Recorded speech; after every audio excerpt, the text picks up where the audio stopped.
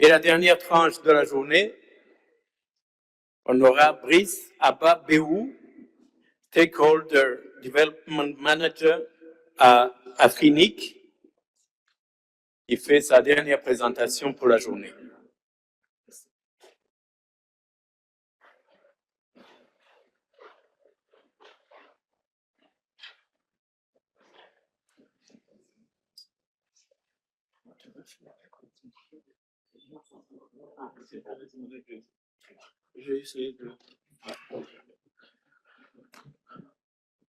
Bonsoir à tous. Alors, je me trouve entre vous et la liberté.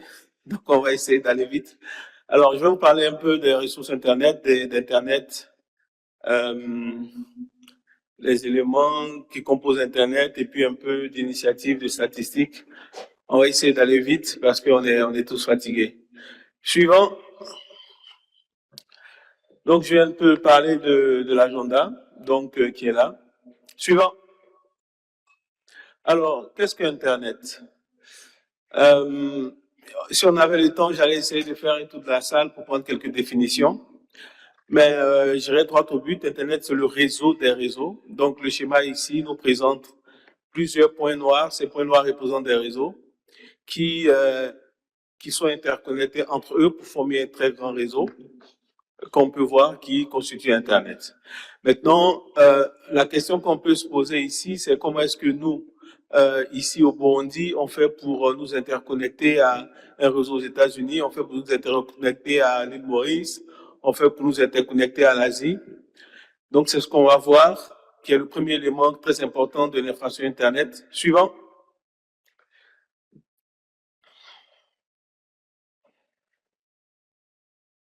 OK. Donc, cet élément présente le backbone Internet qui présente la carte de câble sous-marin. Alors, c'est ces câbles sous-marins-là qui permettent à tous ces réseaux-là de s'interconnecter. Donc, nous avons des stations d'atterrissage au niveau de pas mal de pays. Alors, la technologie filaire n'est pas unique pour l'interconnexion. On a aussi la technologie VSAT avec les satellites de basse altitude, comme Starlink.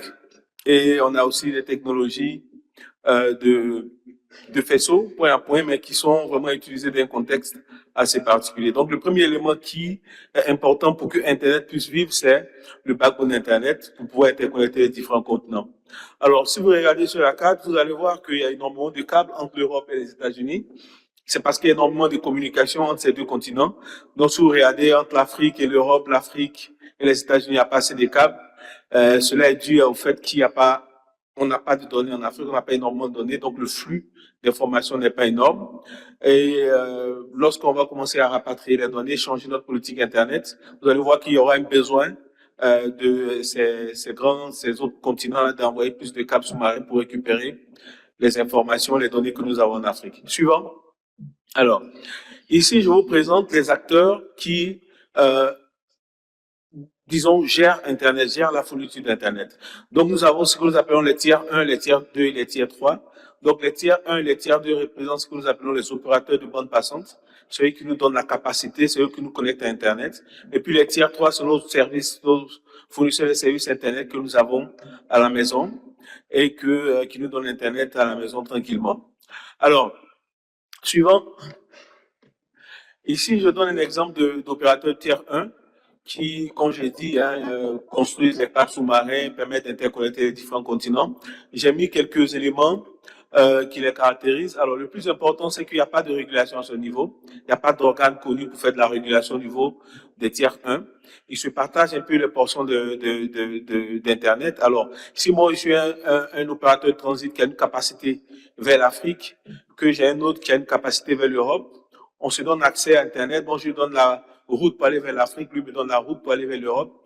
Donc, on parle de peering à ce niveau. Ils ne font pas de...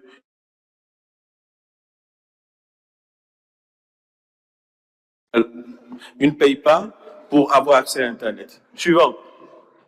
Ici, on a les tiers 1 et les tiers 2. Alors, les tiers 1 et les tiers 2, eux, les tiers 2 sont entre les tiers 1 et les tiers 3. Ils achètent la capacité au niveau des tiers 1 et ils la revendent au niveau des tiers 3. Alors, la particularité des tiers 1 et des tiers 2, c'est qu'ils sont régulés. Il y a des organes de régulation surtout pour les tiers 3 qui dans nos différents pays ont des organes de régulation, les autorités de régulation, les TIC, etc. Et puis, la plupart du temps, c'est les événements effectués par ces tiers 2 et tiers 3 là sont payés par leurs clients. Donc, le coût que nous payons d'Internet dépend fortement des différentes routes que nos fournisseurs de services Internet utilisent pour nous donner accès à Internet. Suivant. Alors, je vous ai présenté Internet en étant le réseau des réseaux. Donc, vous voyez qu'il y a énormément de réseaux qui sont interconnectés sur Internet et on a la nécessité de pouvoir identifier chacun de ces réseaux. Ici, nous parlons de ressources numériques Internet. Donc, l'une de ces ressources est le numéro de système autonome. Alors, c'est un identifiant qui permet de reconnaître un réseau sur Internet. Donc, c'est un peu comme nos adresses ici, partout dans le monde et ici.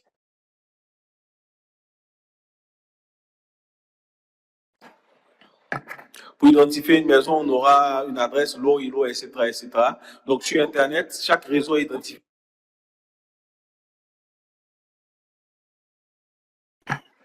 Donc, sur Internet, chaque réseau est identifié par son numéro de système autonome. Maintenant, vous savez que dans chaque réseau, il y a plusieurs éléments qu'on vous voit ici. Derrière un réseau, il y a...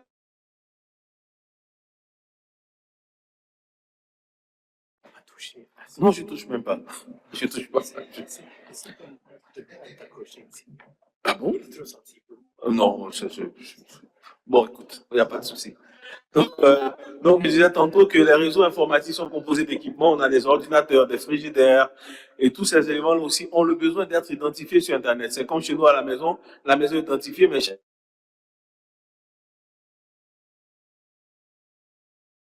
chaque personne a un nom. Donc, c'est aussi comme ça dans les réseaux. Suivant. Donc, chaque élément du réseau aussi a besoin d'être identifié. Alors, nous avons les identifiants pour les équipements que nous appelons les adresses IP.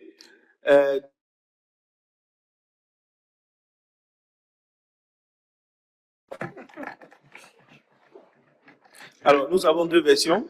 Nous avons les adresses IPv4 et les adresses IPv6. Donc, c'est des ressources qui sont très importantes pour aller sur Internet. Sans ces ressources, Internet n'existe pas. OK? Donc, d'abord, le numéro du système autonome pour identifier les réseaux. Ensuite, les adresses IPv4 et les adresses IPv6 pour identifier chaque équipement qui veut se connecter à Internet. Suivant.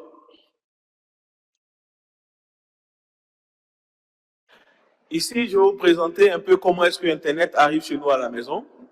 Donc, vous avez les différents clients que nous avons, client 1, client 2, client 3, etc. Donc, nous prenons l'exemple de la ville de Bujumbura où des voisins ont décidé d'avoir des fournisseurs d'accès Internet différents. Donc, le routeur qui est en haut constitue peut-être MTN, disons, celui qui est en bas constitue Orange. Donc, quand le client 1 veut envoyer un message au client 2, parce qu'ils n'ont pas le même fournisseur d'accès Internet, le paquet du client 1 va passer dans le réseau d'accès de son fournisseur d'accès Internet. Alors, j'explique un peu. Le réseau d'accès, c'est la différence, c'est l'espace qui sépare l'infrastructure de votre fournisseur d'accès Internet, ce qu'on appelle le réseau d'accès, et le petit routeur qu'on vous met chez vous à la maison, qu'on appelle le CPE. Donc, les mécanismes, les technologies qu'on utilise entre le réseau d'accès de votre fournisseur d'accès, votre routeur qui est à la maison, on les appelle les technologies d'accès. Donc, on parle de 4G, 5G, LTE, GPON, donc 3G, toutes ces technologies-là sont des technologies d'accès qui vous permettent de vous connecter au réseau de votre fournisseur d'accès Internet. Donc, une fois que vous vous connectez au réseau de votre fournisseur d'accès Internet avec ces technologies d'accès, il va maintenant pousser votre paquet, rappelez-vous, jusqu'à sortir 1, parce qu'il n'a pas la capacité de construire un câble sous-marin, donc il va aller peut-être vers Renatel, Géant ou Tata, ce que vous voulez. Il va aller se connecter au niveau du POP tier 1, là, qui est la station d'atterrissage, qui est dans le pays donné. Et ensuite, le paquet va passer sur Internet, aller rentrer maintenant chez le réseau de votre voisin. Vous êtes voisin, hein, mais c'est comme ça que votre paquet va sortir de Bujumbura jusqu'à la mer, rentrer dans les stations d'atterrissage, aller passer sur les différents POP et retrouver le réseau de votre fournisseur, du fournisseur de votre voisin et rentrer encore au Burundi, à Bujumbura, jusqu'à aller délivrer le paquet à votre voisin. Voilà comment est-ce que Internet fonctionne. Ici, il y a pas mal de choses à dire. Ici, en général, je parle de points d'échange Internet. Bon, on n'a pas assez de temps. Mais pour permettre, par exemple, que deux voisins qui sont dans la même ville ou dans le même pays évitent de sortir avec leur communication, on met en place ce qu'on appelle un point d'échange Internet. Donc, il y a une infrastructure de niveau 2 qui permet aux différents opérateurs d'un pays de s'interconnecter au niveau à ce point-là, à cette infrastructure-là, de sorte que lorsque la communication est destinée à un réseau qui est à Burundi, le paquet ne va pas sortir par le POP. Et lorsque le paquet ne sort pas par la connexion Internet, il n'est pas facturé par votre fournisseur, par votre upstream provider. Donc, c'est comme ça qu'on arrive à baisser les coûts Internet. C'est la raison pour laquelle aujourd'hui, dans pas mal de pays africains, on a énormément de points d'échange pour réduire le transit international de sorte à avoir un impact sur. C'est comme ça, basiquement, que l'Internet arrive chez nous à la maison. Suivant. Maintenant, je vais vous parler des systèmes de RIR. Alors, je vous ai parlé des ressources numériques, des niveaux de système autonome et des adresses IP. Je vous ai dit aussi que sans ces ressources numériques-là, vous ne pouvez pas avoir accès à Internet. Donc, on a un système centralisé qui existe dans le monde qui s'appelle le système des RIR, qui est composé de 5 régionaux.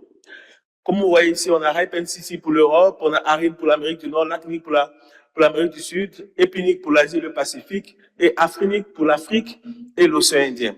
Donc, je travaille à AFRINIC, donc nous gérons tout ce qui est ressources numériques pour l'Afrique.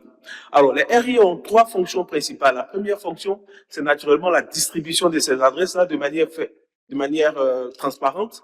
La deuxième fonction, c'est de s'assurer que chaque ressource est unique. Donc, en maintenant une base de données pour s'assurer que un bloc d'adresse alloué au Bénin ne peut pas être alloué ici au Burundi ou en Côte d'Ivoire ou au Cameroun, etc., etc. Donc, nous mettons une base de données. Et puis, la troisième fonction, c'est la coordination de ce qu'on appelle les politiques des ressources.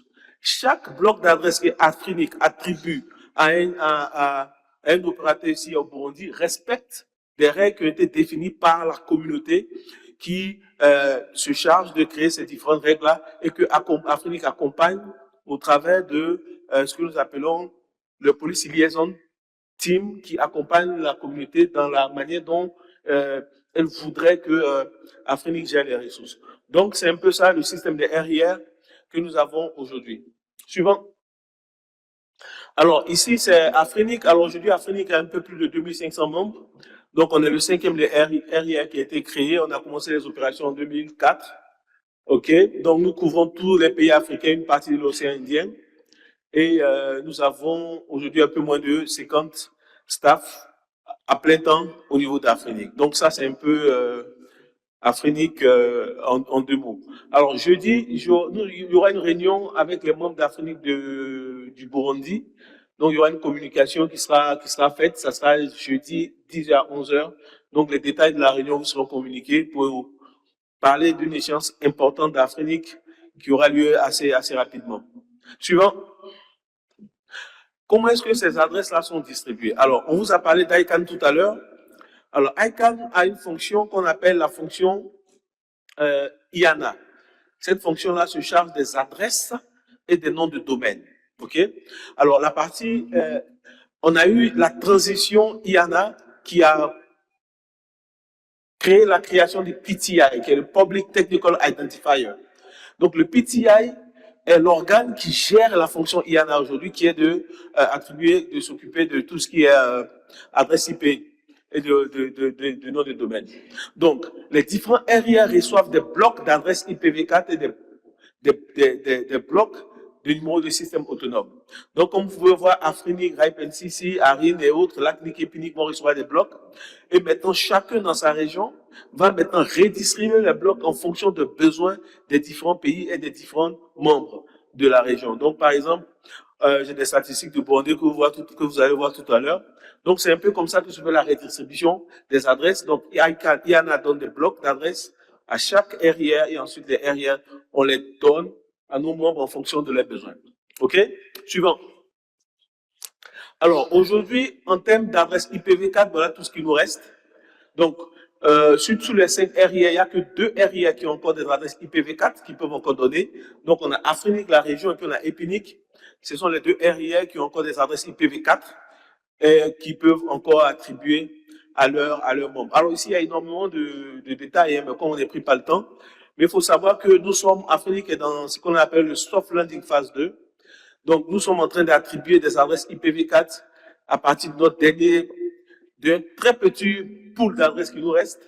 Donc, dans le soft landing phase 2, nos membres ne peuvent pas avoir plus d'un slash 22.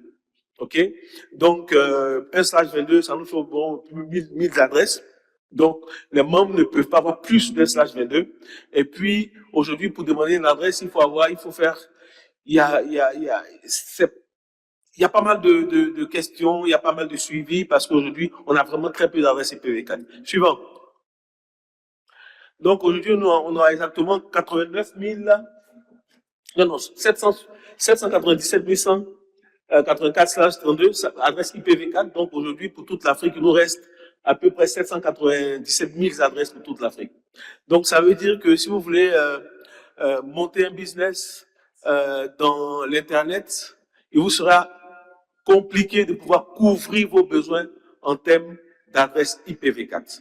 Voilà pourquoi on va vous, après quelques statistiques, je vais vous inviter maintenant à rapidement aussi à regarder IPv6. Suivant. Alors, au Burundi, qu'est-ce qu'on a? On a, si sur les 2500 membres qu'Afrique a dans sa région, on n'a que 9 au Burundi. Alors, le nombre de membres aussi va de pair avec le taux de pénétration d'Internet et aussi la dynamique technologique du marché. Donc, vous voyez que, par exemple, le Burundi a une dynamique un peu lente qui est due à ce que le Internet n'est pas vraiment développé. On a vu le taux de pénétration, je crois, le taux de 40%, comme vous avez expliqué les représentants des régulateurs ce matin. Donc, vous voyez qu'au Burundi, une adresse IPv4 est partagée par 391 personnes. Donc, c'est vraiment un ratio qui est vraiment pas bon. Ça fait partie des ratios les plus mauvais de l'Afrique. Donc, il y a vraiment beaucoup d'efforts à faire. En IPv6, il y a 5/36 qui ont été attribués au Burundi. Il y a 8 réseaux. C'est-à-dire qu'aujourd'hui, en Afrique, vous avez un peu plus de 2700 réseaux. Sur les 2700 réseaux africains, le Burundi n'a que 8. OK? Donc, il y a vraiment beaucoup de travail à faire à ce niveau. Au niveau Internet, il y a énormément de choses à faire. Donc, voilà, c'était vraiment des statistiques pour attirer votre attention, pour regarder un peu la disparité. Et ça explique un peu la dynamique. On a parlé de FinTech les premiers jours. Les uns les autres se plaignaient de savoir pourquoi est-ce que les choses ne bougeaient pas, mais c'est un peu ça. Donc, il faut beaucoup d'efforts d'abord sur la qualité d'Internet que vous utilisez. Parce que lorsque vous faites du partage d'adresses, énormément, c'est difficile de pouvoir développer Internet. Bon, j'ai pas envie d'être trop technique puisque bon, les soirs on est tous fatigués, mais c'est vraiment lié à cela. Donc, quand vous n'utilisez pas une qualité d'Internet qui vous permet de pouvoir mettre des services en ligne, qui vous permet de pouvoir développer des services, qui vous permet de vendre des services déjà dans votre pays, ça freine un peu l'évolution d'Internet, la dynamique technologique du marché. Suivant. Donc, vous avez vu tout à l'heure, je vous ai dit qu'il nous restait environ 790 000 adresses IPv4 pour toute l'Afrique. Donc, aujourd'hui, tout développement en TIC en Afrique ne peut plus se faire avec IPv4. Donc, voilà pourquoi depuis un moment, Afrique et tous les AFSTAR dans le monde, en Afrique aussi, encouragent les fournisseurs d'accès Internet à commencer à déployer IPv6 et Afrique a un programme qui vous aide gratuitement lorsque vous êtes membre à pouvoir déployer IPv6 dans votre système d'information et à donner IPv6 aussi à vos clients. Suivant. Alors ici, c'est un peu l'adoption mondiale au niveau d'IPv6. Donc, vous voyez un peu que les États-Unis sont verts. OK, vous voyez l'Europe. Mais vous voyez que l'Afrique, il y a eu de l'évolution. Hein. C'est intéressant parce que il y a 5 ans, c'était vraiment assez blanc. Aujourd'hui, il y a pas mal d'efforts. Vous avez des opérateurs, des fournisseurs d'accès Internet, vous avez des tiers 3 qui donnent des adresses IPv6 aujourd'hui à les clients, à la maison, en entreprise, sur le téléphone. Donc, il y a énormément d'efforts qui sont mis en place parce que, comme je l'ai dit tantôt, il n'y a plus d'adresse IPv4 pour connecter les nouveaux usagers à Internet. Donc, les fournisseurs d'accès Internet n'ont pas d'autre choix que d'aller vers IPv6. Suivant. Alors ici, c'est un peu pour l'Afrique. Alors le Burundi sur Cisco Live, Si Cisco Lab se trouve en Afrique de l'Est, bon, hein. Donc ici, au Burundi, on a 19,4%. Voilà, donc vous voyez un peu, il y a des pays qui avancent pas mal. OK? Donc c'est un peu, voilà, des statistiques. Voilà. Je pense, normalement, le support de cours sera mis à la disposition des participants. C'est pas quelque chose de... Donc, vous aurez aussi accès à ça pour pouvoir aller en détail, regarder les statistiques. J'ai mis un lien, vous pouvez voir aussi les autres pays. Si vous n'êtes pas de l'Afrique de l'Est, si vous êtes, voilà, de l'Afrique du Nord et autres, vous allez, avec le lien, vous allez voir un peu, toutes les statistiques, là, euh, le taux d'adoption, relatif au taux d'adoption d'IPv6 un peu en Afrique. OK? Suivant. Alors, pourquoi il est important de déployer IPv6 pour les Africains? Alors, le premier point, c'est le taux de pénétration, comme j'ai dit. Alors, ici, on a vu qu'on avait un taux de pénétration autour de 40% pour 8 membres, pour 9 membres, hein, pour 8 réseaux. Alors, si vous voulez augmenter ce taux de pénétration d'Internet ici au Burundi, vous êtes obligé d'avoir plus de membres. Vous allez monter à 20, 30, 50 membres d'Afrique. Ça va monter à 50, 60, 100 réseaux. Et vous voyez que vous ne pouvez plus le faire avec IPv4 puisqu'on n'a plus d'adresse IPv4 pour soutenir l'évolution de votre réseau et de vos réseaux ici au Burundi. Donc, vous n'avez pas d'autre choix que de prendre IPv6. OK? Donc, aujourd'hui, par exemple, si un opérateur vient déployer la 5G, un nouvel opérateur qui vient ici, il ne va pas aller déployer les anciennes technologies, il va attaquer les technologies du moment, donc il va commencer à les déployer. C'est les technologies qui sont quand même, je voulais dire, adresses tivores, disons, elles sont vraiment, elles prennent beaucoup d'adresses. Donc, vous ne pouvez pas le faire avec les adresses IPv4. Alors, donc, j'ai un peu combiné les deux points. Aussi, on parle de cybercriminalité. Ce matin, on a parlé de protection des données, on a parlé beaucoup de sécurité. Il n'est pas possible de savoir qui fait quoi lorsqu'on fait du partage d'adresses. Donc, j'ai donné le cas du Burundi où une seule adresse IP est utilisée par près de 400 personnes. Il est difficile de savoir, de pouvoir dire qu'il y a 2 jours, telle personne a utilisé telle adresse pour commettre telle infraction. Donc, ça devrait être très compliqué pour savoir, pour rendre l'environnement sain. Il est vraiment difficile d'utiliser encore IPv4 parce que on aura du mal. Avec IPv6, on pourra attribuer une adresse à chaque équipement connecté, une adresse publique. Donc, ça sera assez facile d'identifier qui a commis tel acte, à quel moment, etc., etc. Suivant.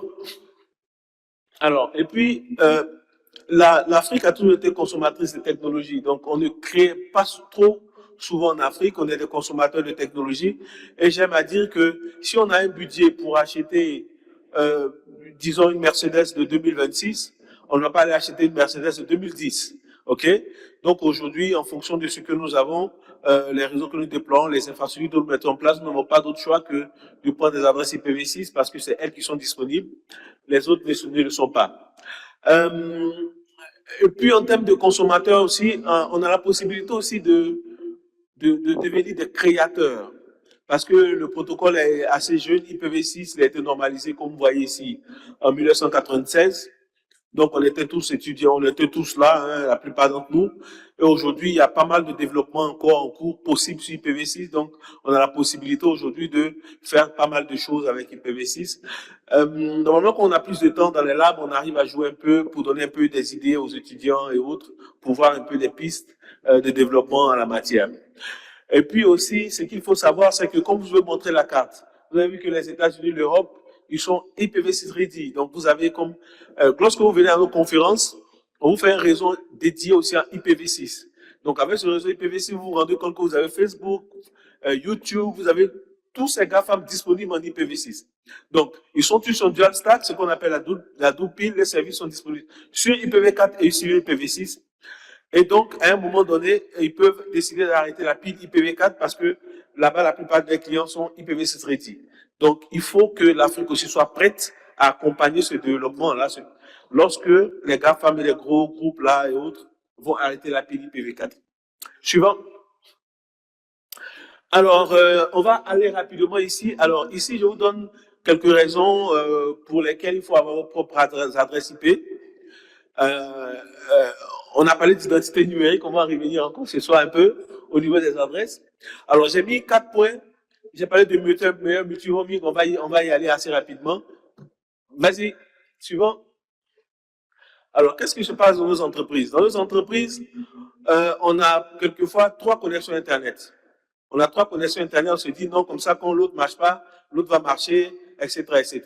Ça, c'est la manière classique que tout le monde fait. Mais en réalité, lorsque vous prenez un abonnement, par exemple, avec MTN, et vous mettez, par exemple, des serveurs avec les adresses de MTN, vous prenez notre abonnement avec Orange, que vous mettez des services derrière avec les adresses que Orange vous a données. Lorsque la liaison de Orange tombe, les services accessibles avec Orange ne sont plus disponibles. OK? Donc, il n'y a que les services qui sont accessibles avec l'autre fournisseur d'accès qui sont disponibles. Alors que vous payez 2 connexions. Donc, c'est ce qu'on appelle le mauvais multi-roaming. La meilleure des choses, c'est d'avoir ses propres adresses IP, de venir sur le registre régional, prendre vos blocs d'adresses IP et de configurer vos adresses à vous sur tous vos systèmes d'information. Et maintenant, de prendre Orange et MTN comme des routes alternatives pour accéder à Internet et pour gérer le flux.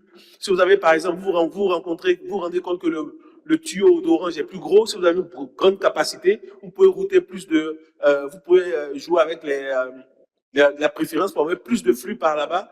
Mais toujours est-il que vos 2 liens sont en permanence là pour accéder à vos adresses. Donc, quand un lien tombe, tout le trafic est redirigé sur l'autre lien, donc vous ne perdez pas de service disponible sur Internet. C'est l'une des raisons pour laquelle on demande aux entreprises africaines de venir prendre leur propre adresse. Suivant. Alors, on a la rénumération. Alors, en tant qu'ingénieur réseau, on a tous eu affaire à la rénumération. Vous faites vos plans d'adressage, vous déployez vos systèmes. 4 ans après, on vous dit que vous devez changer votre fournisseur d'accès Internet. Donc, le premier qui vous a donné peut-être, disons, 50 adresses publiques pour vos services, reprend ces 50 adresses. Vous allez réconfigurer le nouveau service encore, vos services avec le nouveau bloc d'adresses qui ont été attribués par le nouveau fournisseur d'accès Internet. Et ça ne fait que se répéter lorsque vous changez de fournisseur d'accès Internet. Alors, pour éviter cette rémunération qui vous crée des erreurs, des latences, etc., etc., lorsque vous avez votre propre bloc d'adresse, vous ne souffrez pas de ça. Une fois que vous faites votre plan d'adressage, il est commun et quel que soit le fournisseur d'accès Internet, vous n'avez pas de problème. Suivant. Alors, on parle d'identité dans l'indépendance de l'identité au niveau Internet. Alors, je vous disais tantôt qu'aujourd'hui, au Burundi, sur Internet, il n'y a que 8 réseaux ici. Donc, les banques, je sais qu'il y a plus de 8 banques ici, mais les banques n'ont pas d'identité numérique sur Internet. C'est-à-dire la banque qui envoie un flux à une autre banque dans le monde, on voit que cette banque-là, le flux vient par exemple de Orange ou de MTN ou de Canal Box, etc., etc. Alors que lorsque cette banque-là a ses propres blocs d'adresse et son propre numéro de système autonome, lorsque les transactions de cette banque passent sur Internet, on arrive à voir que cette transaction-là, avec les adresses-là, appartiennent à telle banque. Donc, au niveau international, au niveau dans la table de routage Internet, on arrive à savoir que, attention, ça c'est un flux qui vient de cette banque, ça c'est un flux qui vient de telle entreprise, etc., etc. Et ça aide aussi à optimiser la sécurité au niveau du routage. Donc, je vais parler un peu brièvement hein, à la fin de la présentation. Alors ici aussi, on se rend compte que quelquefois, vous avez des adresses qui sont blacklistées. OK? Parce que vous n'avez pas vos propres adresses, vous vous rendez compte qu'il y a des sites web auxquels vous n'avez pas accès parce que quelqu'un a utilisé ces adresses pour aller faire une infraction. Et puisque vous partagez les adresses, vous subissez la même rigueur. Lorsque vous avez vos propres adresses, lorsque vous êtes indépendant au niveau des ressources, vous ne souffrez pas de ces problèmes-là. Suivant. Alors, le dernier point, j'ai parlé de transformation digitale. Alors, tout ce qui est services digitaux se repose sur des services en ligne. Donc, on a les serveurs, on a les hyperviseurs. Toutes ces choses-là doivent être configurées sur des machines qui sont disponibles sur Internet. Alors que je vous ai montré tout à l'heure que chaque équipement présent sur Internet a besoin d'une adresse IP. Donc, sans adresse IP, on ne peut pas faire de agritech, de fintech, etc., etc. Donc, si vous n'avez pas ces adresses, et voilà pourquoi je parlais de la dynamique technologique du Burundi. Lorsque vous voyez qu'il y a une adresse qui est partagée par près de 400 personnes, vous avez du mal à innover dans le secteur des TIC. Donc, c'est aussi quelque chose qu'il faut regarder. Suivant. Alors, maintenant, il est bien d'avoir ces ressources, Internet, le numéro du système et puis les adresses IP, mais derrière, il faut pouvoir les sécuriser. C'est-à-dire que vous qui êtes, par exemple, une entreprise, vous avez vos blocs, il faut que quand vous utilisez vos blocs d'adresse, quelqu'un d'autre ne puisse pas usurper, utiliser ces blocs-là aussi pour aller commettre une infraction au nom de votre entreprise. OK?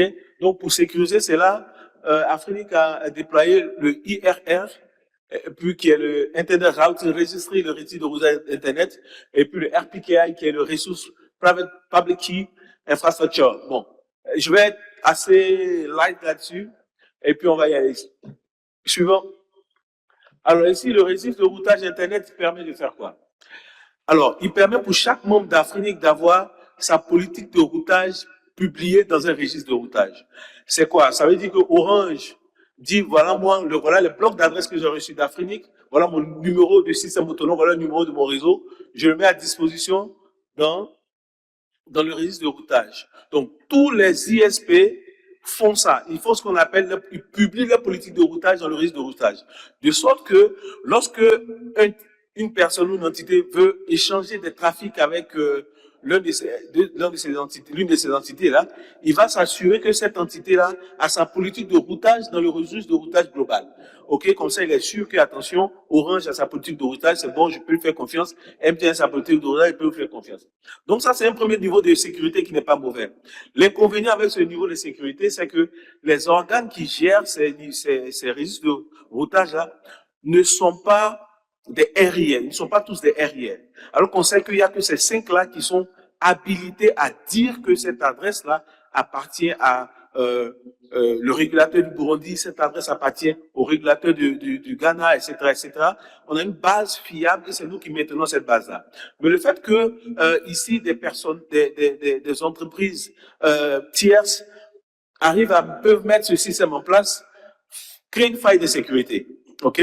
Donc pour corriger cette faille de sécurité, là, on a mis une infrastructure à clé publique qui, suivant, et c'est sur ça qu'on va terminer. Il me reste 2 slides et c'est tout.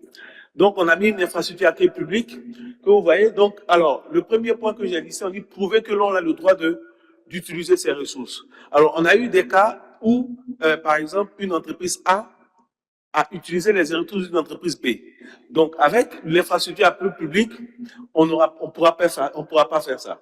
Alors, signer les autorisations, c'est-à-dire que moi, quand je dis que je suis le détenteur de cette ressource-là, je signe ces ressources-là et je rends public la signature, de sorte que quelqu'un qui veut me parler avec moi, utilise cette ressource-là, a la possibilité de s'assurer que le certificat que j'ai présenté est effectivement celui qui existe et qui a été donné par le registre. Donc, j'arrive à prouver que je suis à l'origine.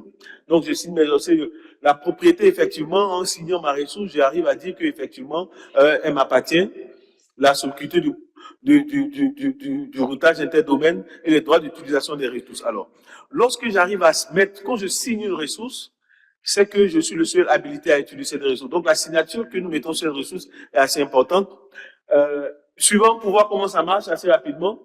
Alors, donc, je vous ai parlé un peu. Ici, il y a un objet qu'on appelle le ROA, qui est un objet qui est aussi dans le registre de routage. Donc, vous avez le préfixe, vos blocs d'adresse que vous avez eu d'Afrinic. Ça sera IPv4 ou IPv6. Ensuite, vos numéros de système autonome, le numéro de votre réseau. Et ensuite, Afrinic va vous donner un certificat. OK? Donc, ce certificat-là, vous allez prendre pour signer vos ressources et créer votre objet ROA.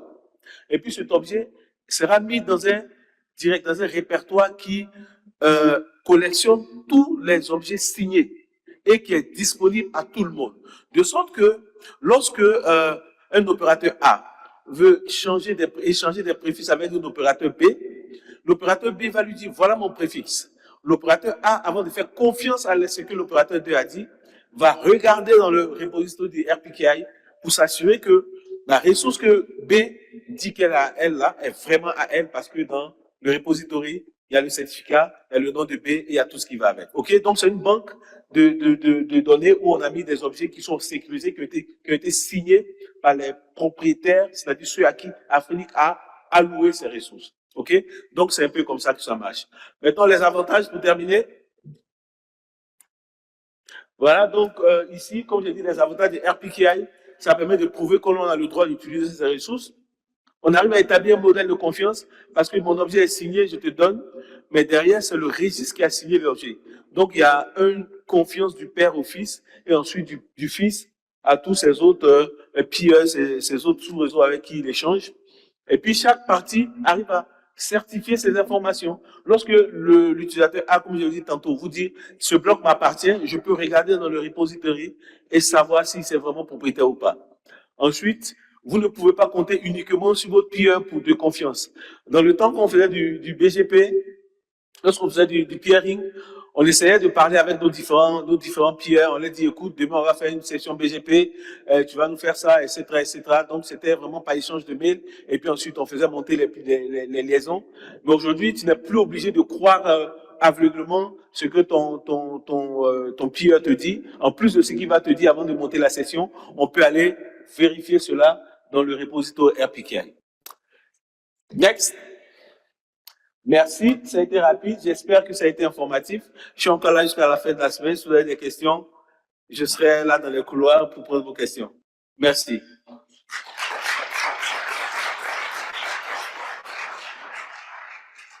Merci beaucoup, Brice. Mais ne partez pas très loin parce que tu peux avoir des questions. Je vois déjà un bras qui est levé là, au fond. C'est Jean-Paul ou c'est qui? Toi aussi.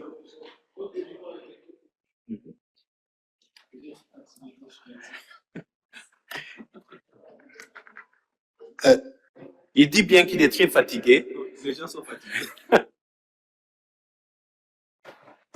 Une seule question. Donc, c'est Jean-Paul Nziza de l'association Histoire Burundi. Depuis plusieurs années, on parle de la migration de IPv4 vers IPv6. On encourage ça dans plusieurs forums, dans plusieurs sessions de dialogue. Mais pourquoi ça n'avance pas en Afrique? Qu'est-ce qu'il faut faire selon vous? Voilà. Ok, merci Jean-Paul. Alors, je dirais plutôt que ça avance. Ça avance parce que lorsque vous allez, je vous ai donné, vous aurez le lien, vous allez voir que chaque année, il y a plus de réseaux qui déploient IPv6. Donc aujourd'hui, c'est vrai que c'est un peu lent, mais Internet n'aime pas qu'on le brusque.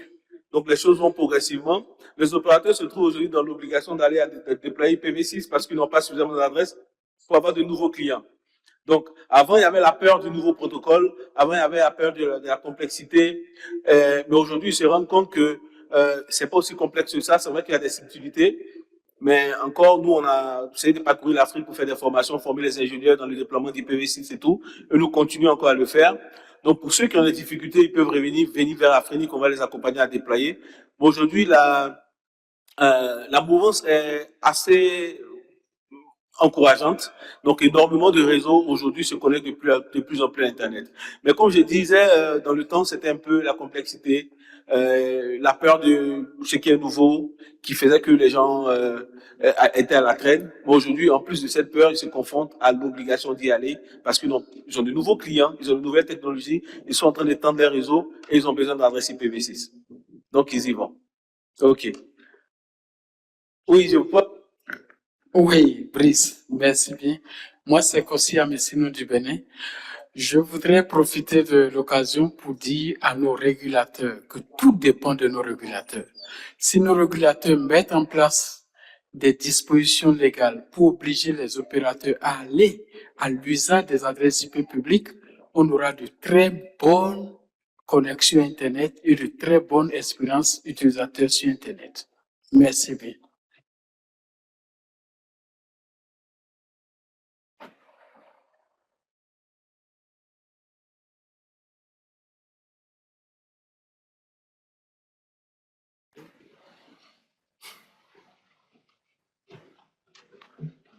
Bonsoir.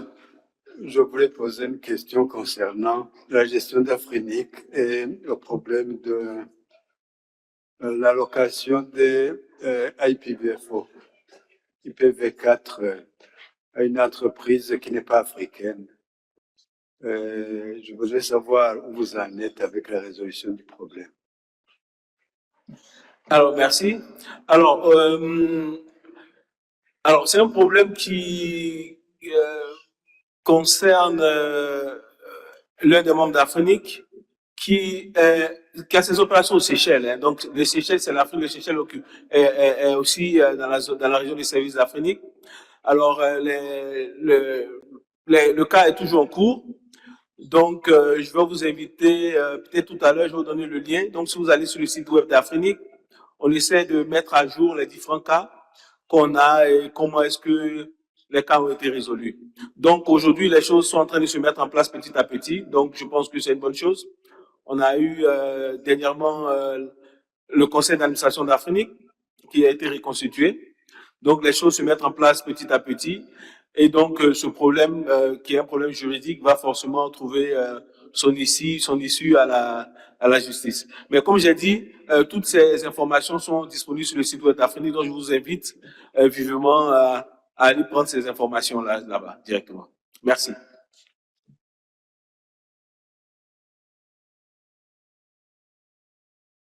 Merci beaucoup, Brice, et merci à tout le monde d'avoir été aussi assidu au travers de toute la journée.